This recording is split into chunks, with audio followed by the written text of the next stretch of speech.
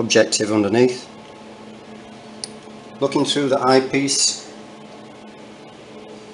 until the image becomes sharp and focused. It's sometimes easy, depending on the material, if you get your sample on an edge, so you get a bright surface and a dark surface, it's easier to focus on it. Go around to the higher magnification lens and fine focus. Once it's in fine focus, that means that the indenter is at the correct height. So now that it's in focus on the high magnification, you can rotate the indenter into position until it clicks. You set the weight that you're on. At the moment we're using 500, and then you press start. The machine will then cycle through and carry out an indent. You can see that it's loading. Once it's finished cycling, that loading light will go out.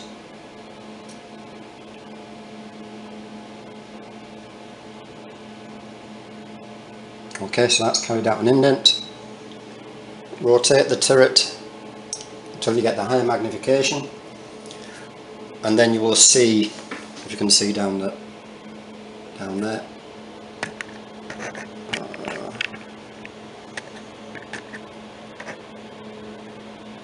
you will see that there is an indent there. It's difficult to see on here, but there is an indent there, I can assure you. Now, on the first operation of the day, you put the two lines to meet together. Press the set, and that will zero these readings. So now you're ready to perform the measurement.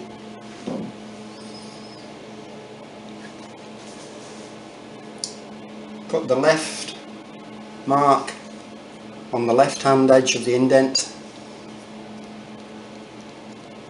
and out until you get the right hand line on the right hand. Press once.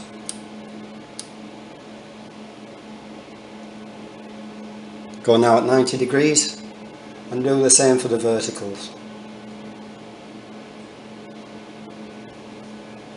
Press again, and we have a reading of 270.4, and for that one it should be at 0.5, should be 272, so it's less than one hardness count out.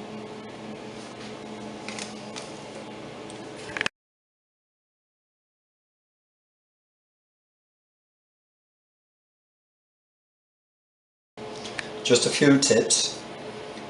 Never adjust this with just the indenter in, because if you lift it too high you could damage the diamond on the indenter.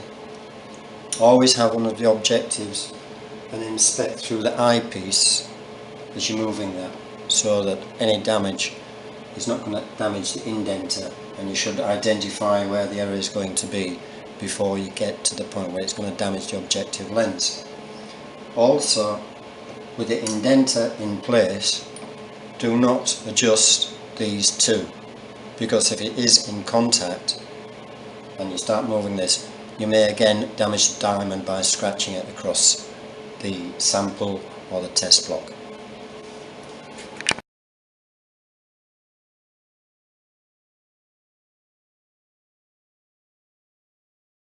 Measurements on your sample, the criteria is you leave a minimum of 2.5 to 3 indents width between each indent.